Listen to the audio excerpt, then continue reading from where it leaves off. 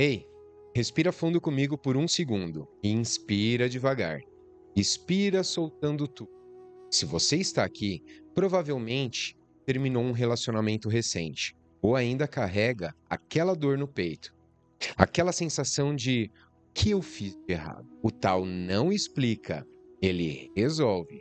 Eu sou Eurico Merhori, seu terapeuta online favorito.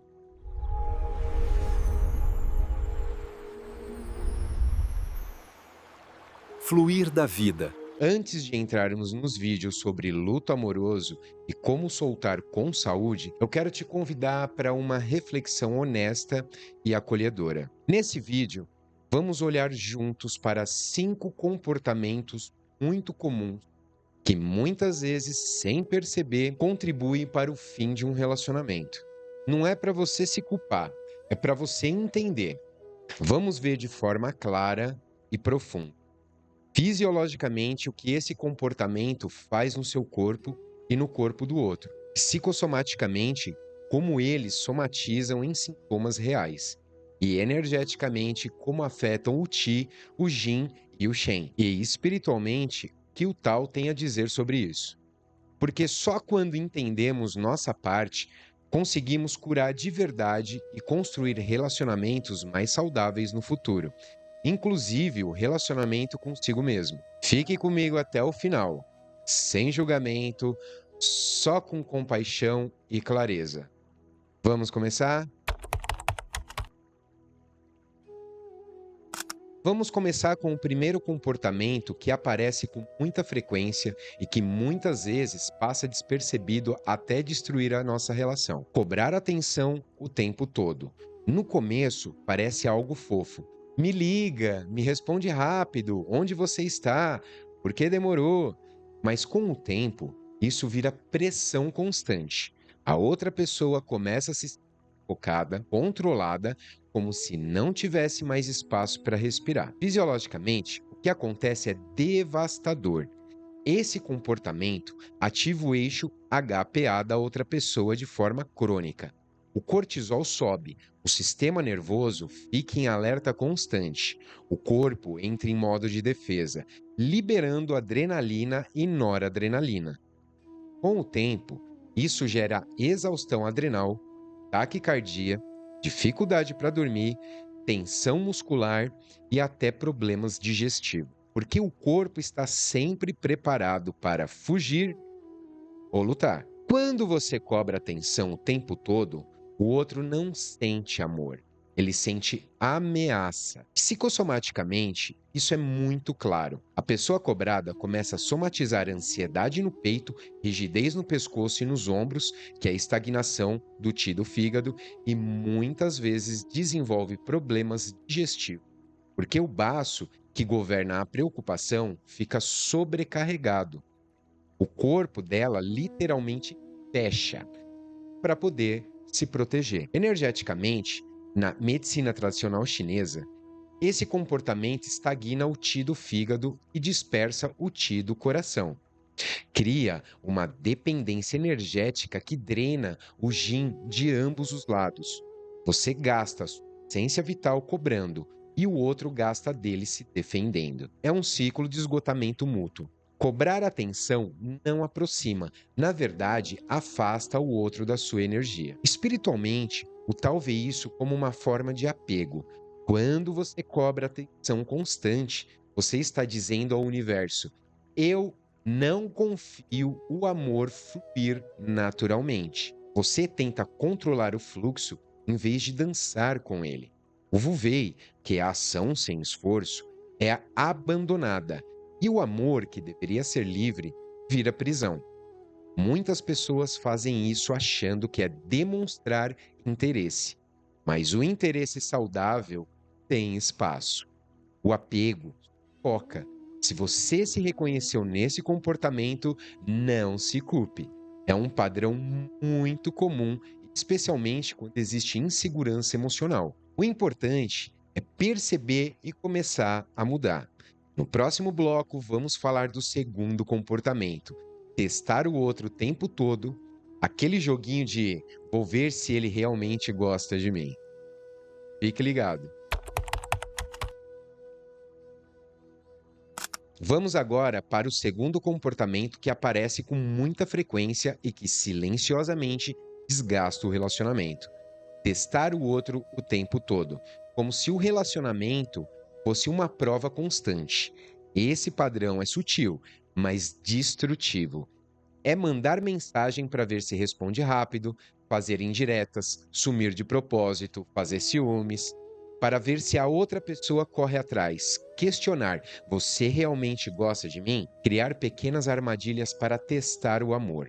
No fundo, é insegurança disfarçada de brincadeira. Fisiologicamente, isso é extremamente desgastante para os dois lados. Cada teste ativa o eixo HPA da outra pessoa. O cortisol sobe rapidamente, criando um estado crônico de alerta. Com o tempo, o corpo da pessoa testada entra em exaustão. Cansaço constante, dificuldade de concentração, alterações no sono, tensão muscular e enfraquecimento do sistema imunológico. O seu próprio corpo também paga a conta. A ansiedade gerada por esses testes mantém seu cortisol alto, afetando tireoide, digestão e energia vital. Testar o amor não prova nada, só prova que você ainda não confia. Psicossomaticamente, isso se manifesta de forma clara. A pessoa testada começa a somatizar no fígado raiva reprimida e muita frustração. E no baço, preocupação constante. Pode surgir dor no pescoço e ombros, problemas digestivos, irritabilidade, hemorroida e uma sensação de andar pisando em ovos. Então você já sabe que pés ressecados também faz parte desse pacote. Um vazio interno que nunca é preenchido. Energeticamente, na medicina tradicional chinesa, esse comportamento estagna fortemente o Qi do fígado. Cria uma dinâmica de controle que bloqueia o fluxo natural do relacionamento. O Jin dos rins é drenado pelo medo constante de abandono, e o Shen do coração fica agitado, sem conseguir encontrar paz e confiança. Quando você testa o outro o tempo todo, você não está amando, você está medindo. E o amor não cabe em medida. Espiritualmente, o Tao enxerga isso como uma grande ilusão do ego. O verdadeiro amor não precisa de provas. Ele flui naturalmente como um rio. Quando você testa, você está dizendo ao universo: eu não confio no fluxo. Você abandona o Wu-Wei e entra no controle. E o Tao sempre responde: o que é forçado não dura. Muitas pessoas fazem isso achando que estão protegendo seu coração, mas na verdade estão afastando o amor verdadeiro, porque quem realmente ama não precisa ser testado o tempo todo. Se você se reconheceu aqui, saiba que não é culpa. É um padrão aprendido muitas vezes na infância de insegurança emocional. O importante é perceber e começar a escolher a confiança em vez do teste. No próximo bloco, vamos falar do terceiro comportamento: fazer joguinhos de sumir, achando que isso aumenta o valor. Vamos agora para o terceiro comportamento, que muitas vezes parece inocente, mas é extremamente desgastante. Fazer joguinho de sumir, achando que isso aumenta o valor. Esse padrão é clássico: você some por hora, por dias, demora para responder mensagens, faz sumiço estratégico para ver se a pessoa corre atrás, ou usa o silêncio como forma de testar o interesse do outro. No fundo, a crença é: se eu me afastar, ele vai me valorizar mais. Fisiologicamente, isso cria um ciclo de estresse intermitente muito prejudicial. Cada sumiço ativa o sistema nervoso da outra pessoa como se fosse uma ameaça de abandono. O eixo HPA dispara, cortisol sobe, adrenalina circula loucamente pelo corpo. A pessoa testada fica em estado de alerta ansioso, com o coração acelerado, dificuldade para se concentrar e o sono prejudicado. Com o tempo, isso gera exaustão adrenal, inflamação crônica e enfraquecimento do nosso sistema imunológico, tanto para quem some quanto para quem fica esperando. Sumir não aumenta o seu valor, aumenta o estresse da outra pessoa. Psicossomaticamente, o impacto é muito forte. Quem é sumido somatiza ansiedade no peito, rigidez muscular, problemas digestivos, baço sobrecarregado pela preocupação e muitas vezes dor de cabeça ou tensão no pescoço. Aí é a estagnação do fígado. Quem faz o joguinho também paga o preço. Culpa reprimida, vazio interno e uma sensação crescente de solidão, porque o padrão afasta as pessoas de verdade. Energeticamente, na medicina tradicional chinesa, esse comportamento estagna fortemente o qi do nosso fígado, porque envolve manipulação e controle e drena o gin dos rins, medo de não ser suficiente.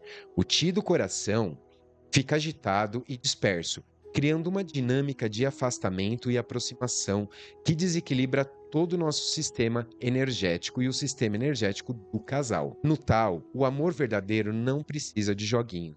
Ele flui naturalmente como o rio. Quando você força o fluxo, o rio simplesmente muda de direção. Espiritualmente, o tal vê esse comportamento como uma forma de apego disfarçado de estratégia. Quando você some para aumentar o seu valor, você está dizendo ao universo: eu não confio que sou suficiente sendo eu mesmo. Isso vai contra o Wu Wei, a arte de fluir sem forçar. O amor autêntico não se constrói com ausência calculada. Ele se constrói com presença honesta.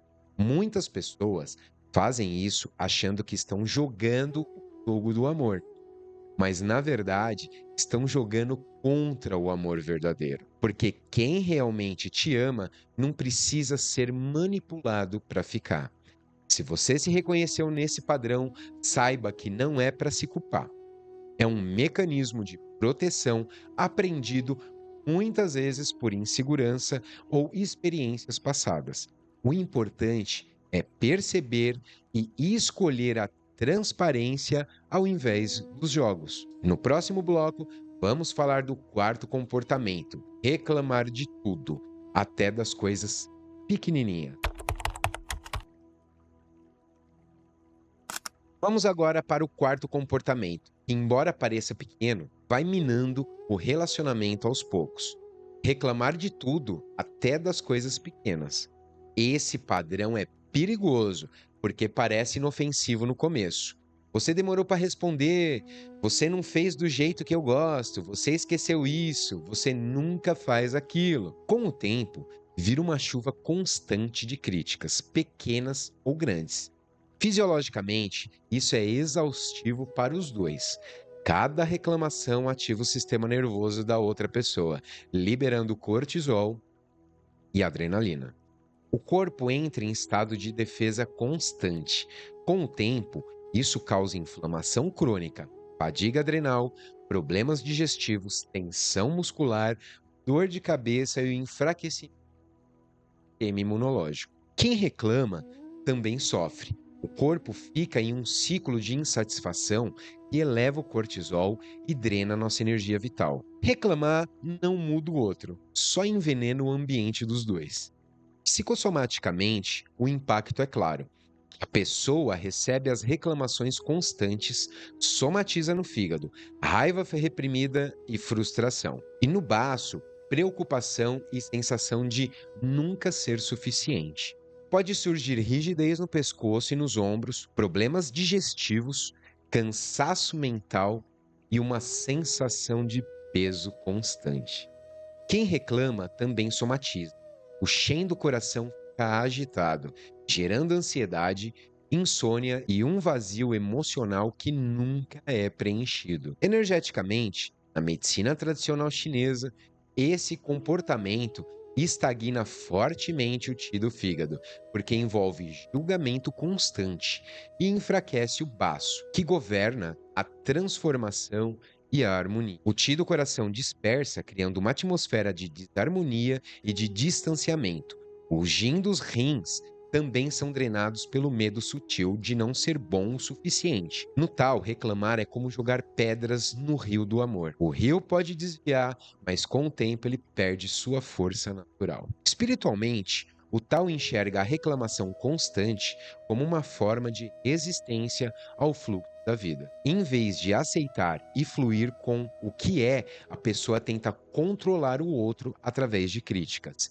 E isso vai contra o Wu Wei, a arte de não forçar. O amor verdadeiro floresce na aceitação e na gratidão, não na cobrança constante. Muitas pessoas fazem isso achando que estão melhorando o outro. Na verdade, estão afastando o outro e destruindo toda a conexão. Se você se reconheceu aqui, saiba que não é para se culpar. É um padrão muito comum, muitas vezes aprendido na infância como uma forma de pedir atenção ou expressar o seu desconforto. O importante é perceber e começar a escolher a gratidão, comunicação gentil, em vez da reclamação. No próximo bloco, vamos falar do quinto comportamento: não reconhecer o que o outro faz como se nunca fosse suficiente. E vamos fechar com uma reflexão bem honesta sobre como esses padrões afetam a relação e como você pode começar a mudar. Vamos agora para o quinto e último comportamento da lista: não reconhecer o que o outro faz, como se nunca fosse suficiente. Esse é um dos padrões mais silenciosos e corrosivos dentro de uma relação. O outro faz algo bom, um gesto carinhoso, uma ajuda, um esforço, e você não valoriza, não agradece ou minimiza. Era o mínimo. Poderia ter sido melhor, mas você não fez aquilo outro. Com o tempo, a pessoa se sente invisível, desvalorizada e desmotivada. Fisiologicamente, isso gera um esgotamento muito profundo. A falta de reconhecimento constante ativa o sistema de recompensa do cérebro da outra pessoa de forma negativa. Os níveis de dopamina caem. O cortisol sobe pela sensação de nunca ser suficiente. E o corpo entra em um estado de fadiga emocional e física. Com o tempo, surgem sintomas como cansaço crônico, desmotivação, problemas do sono e até depressão leve. Não reconhecer o esforço do outro é como desligar a luz que ilumina o relacionamento. Psicossomaticamente, quem não é reconhecido somatiza no baço, sensação de inutilidade e preocupação, e no coração, tristeza e vazio. Pode aparecer fadiga constante, digestão lenta, aperto no peito e uma sensação de peso emocional. Quem não reconhece também paga o preço. O Shen do coração fica agitado pela insatisfação crônica. Energeticamente, na medicina tradicional chinesa, esse padrão enfraquece o baço e governa a gratidão e a transformação, e dispersa o Qi do coração. Cria uma estagnação que drena o Jin dos dois lados, porque o relacionamento perde a nutrição emocional necessária para poder fluir livremente. No Tao, a gratidão é o alimento do relacionamento. Sem ela, o amor definha como uma planta sem água. Espiritualmente, o Tao nos ensina que o amor verdadeiro floresce na apreciação. Quando você não reconhece o que o outro faz, você está resistindo ao fluxo natural da troca. O Wu Wei nos convida a celebrar o que é dado, em vez de focar no que falta. Bem, chegamos ao final. Os 5 comportamentos que vimos hoje: cobrar atenção o tempo todo, testar o outro, fazer joguinhos de sumir, reclamar de tudo e não reconhecer o que o outro faz, são padrões muito comuns, mas extremamente desgastantes. Eles não destroem um relacionamento de uma hora para outra. Eles fazem isso aos poucos, como a água que vai desgastando a pedra. Se você reconheceu em algum ou em vários desses comportamentos, saiba de uma coisa muito importante: não é para se culpar, é para ter consciência. Se você entendeu esse vídeo, comenta aqui embaixo: eu vou mudar. E se você está passando por um término ou luto amoroso, saiba que os próximos vídeos vão te ajudar a curar essa dor de forma gentil, profunda e bem saudável. Você já está preparado para os próximos conteúdo sobre luto amoroso. Eu estou aqui com você. Obrigado por ter assistido até o final.